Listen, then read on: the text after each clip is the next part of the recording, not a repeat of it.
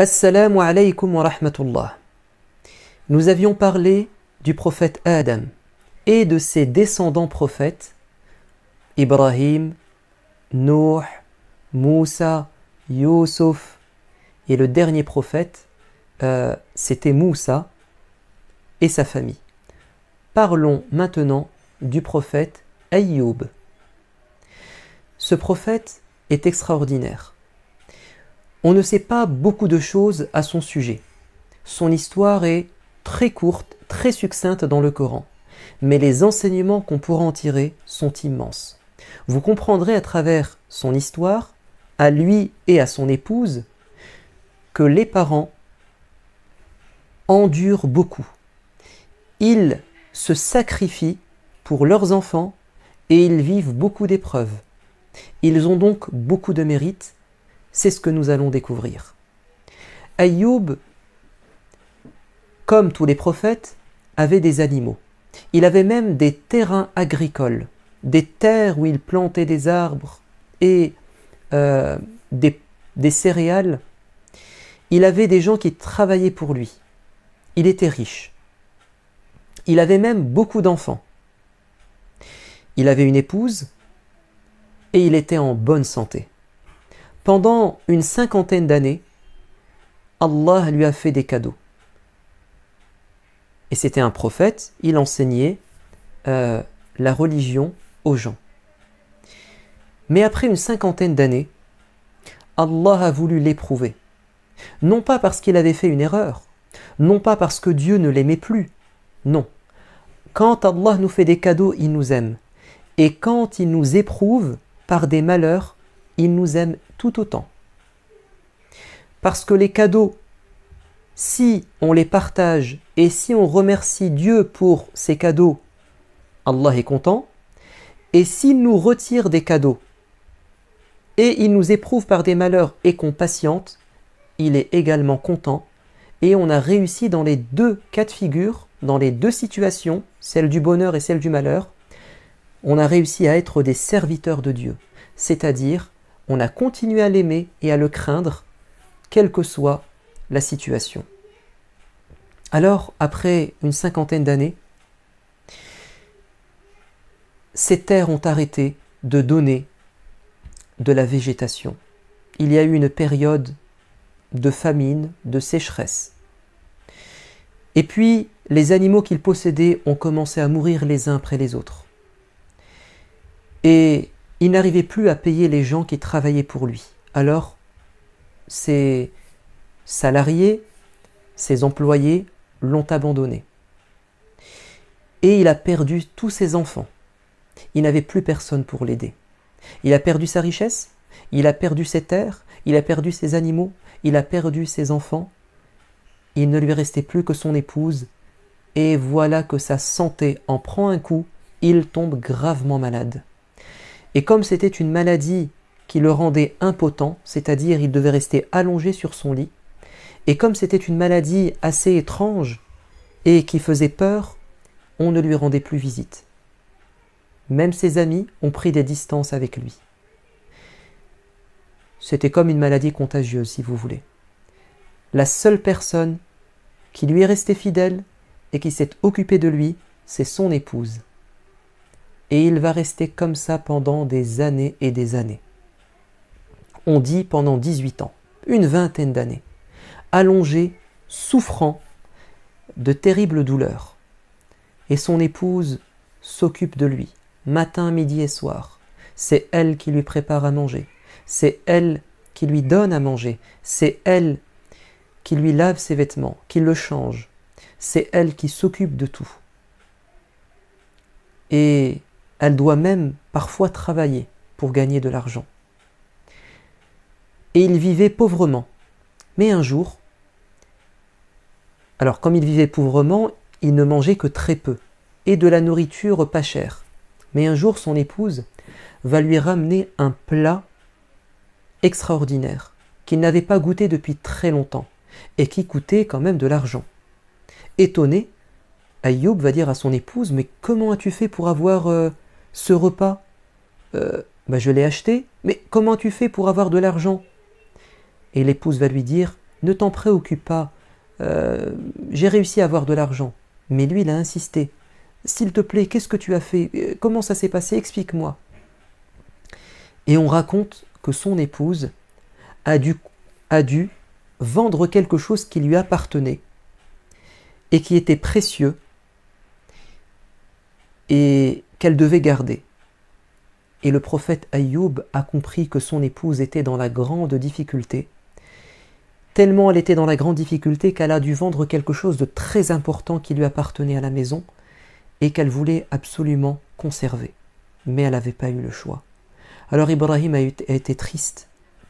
Aïoub a été profondément affecté en se disant « On en est arrivé à ce point » et là il va décider de demander à Allah de l'aider. Parce qu'avant, il supportait la maladie, il acceptait l'épreuve sans se plaindre. Il a dit, c'est Allah qui l'a décidé, je ne vais pas me plaindre, je ne vais rien dire. Dieu décidera de me sortir d'affaire comme il a décidé de m'éprouver. Et il va dire, Ya Allah, tu es le plus gentil, le plus miséricordieux. Ya Allah, tu vois dans quel état je suis? Et Dieu va lui dire, ô Aïoub, tu vas guérir. Pour guérir, prends de l'eau froide, bois-la et lave-toi avec de l'eau froide. Et ensuite tu verras que ta santé va revenir. Alors généralement, on ne se douche pas avec de l'eau froide, mais paraît-il que l'eau froide est bonne parfois et qu'elle nous aide à prévenir de certaines maladies, voire même à guérir de certaines maladies. Évidemment, c'était un miracle. Et vous savez, Aïoub, alors qu'il était en train de se laver, et il a guéri, Allah va lui faire un grand cadeau, parce qu'il le méritait, après toutes ces années de patience. Il va lui envoyer des criquets en or. Il a compris que c'était un cadeau de Dieu et il a commencé à ramasser les criquets jusqu'à les mettre dans ses vêtements. Et Dieu va lui dire, mais Aïoub, pourquoi est-ce que tu en caches autant? Tu en prends beaucoup? Et Aïoub va dire, Ya Allah, je le sais, mais comme c'est un cadeau et comme c'est une bénédiction qui vient de toi, je veux en prendre un maximum. Il a retrouvé sa santé et il va retrouver ses enfants. Alors, ses enfants sont décédés, mais il va avoir d'autres enfants, voire même plus d'enfants qu'avant. Il va retrouver ses terres, sa richesse, et il finira ses jours heureux et en bonne santé, entouré d'une grande famille. Nous comprenons à travers l'histoire de Aïoub que les parents sont très éprouvés, que les parents se sacrifient beaucoup. Et parfois, on n'en a pas conscience. Vous savez, on va prendre l'exemple de la maman, parce que peut-être que c'est elle qui souffre le plus. La maman, elle nous a portés dans son ventre.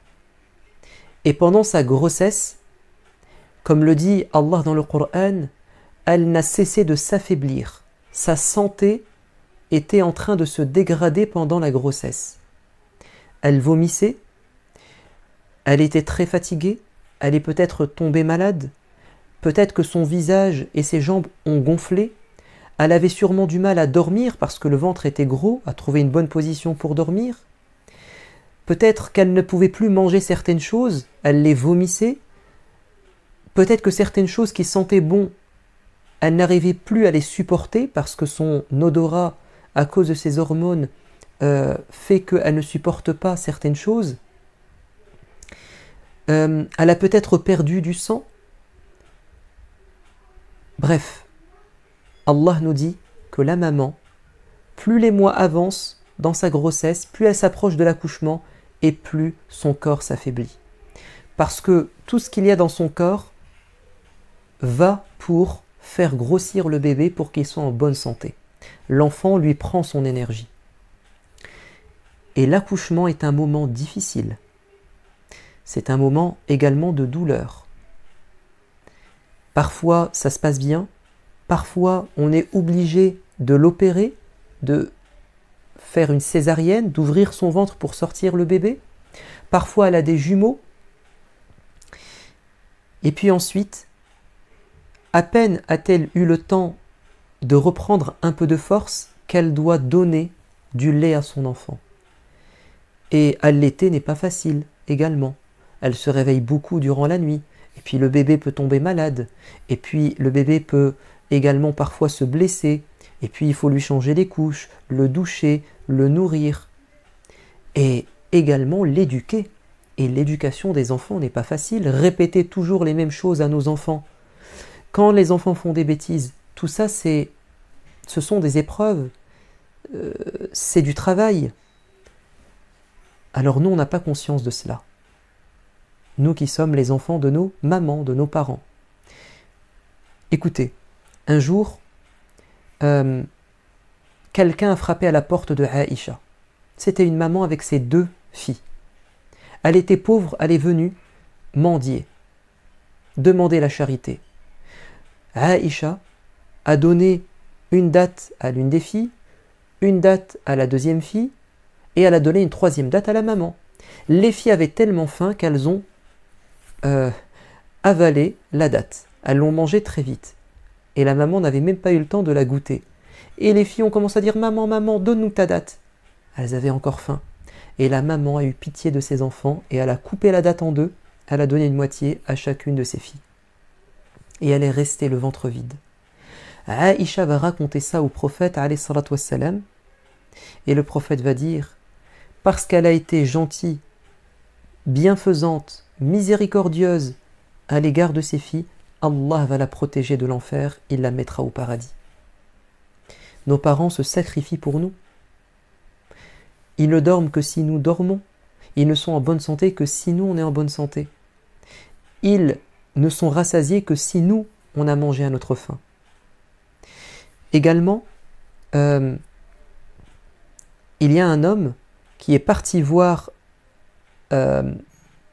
ou plutôt, il y a un homme qui tournait autour de la Kaaba en portant sa mère sur le dos. Sa mère était âgée, elle ne pouvait pas marcher et elle n'avait pas fait le pèlerinage. Il a voulu lui réaliser son rêve et il l'a emmenée et il l'a portée sur son dos en faisant le tour de la Kaaba. Et il disait « Ya Allah, tu vois à quel point je me sacrifie pour ma mère. Ya Allah, je pense que je lui ai rendu le bien qu'elle m'a fait quand j'étais jeune. » Et Abdullah ibn Umar, ce compagnon qui était là, il a dit à cet homme « Malheureux, tu ne te rends pas compte de ce que tu dis. Tout ce que tu viens de faire et tout ce que tu endures, ça ne vaut même pas, ça n'équivaut même pas à un cri que ta mère a poussé lorsqu'elle t'a mis au monde, à une contraction lorsqu'elle a accouché de toi. » Donc nos parents se sacrifient, nos parents font beaucoup d'efforts et on n'en a pas tout le temps conscience. Alors vous savez, on est invité, nous en tant qu'enfants, de respecter nos parents, de les aimer et de tenter de leur faire du bien comme eux nous ont fait du bien. Mais je pense qu'on n'y arrivera pas.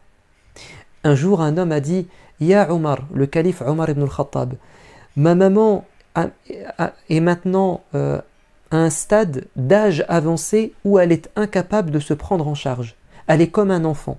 C'est moi qui la nourris, c'est moi qui la lave, c'est moi qui la porte. Je pense, Omar, que je lui ai fait autant de bien que ce qu'elle m'a fait quand j'étais jeune. » Et Omar va lui dire « Pas du tout. Parce qu'il y a une grande différence entre les sacrifices de ta mère quand tu étais jeune, bébé, et tes sacrifices à toi maintenant qu'elle est une vieille dame. Toi, tu t'occupes d'elle et au fond de toi, tu veux que ça se termine. Ça te fatigue. Tu veux que ta maman disparaisse pour qu'elle soit tranquille, elle repart chez Dieu et que toi tu sois tranquille. Mais elle, quand elle s'occupait de toi étant jeune, c'était difficile, mais elle voulait que ça dure le plus longtemps possible. Elle demandait à Dieu que ça dure le plus longtemps possible. Donc vous n'étiez pas dans le même état d'esprit. Toi tu fais les choses mais un peu à contre-cœur et tu veux que ça se termine, tandis que elle le faisait avec tout son cœur et elle voulait que ça se prolonge.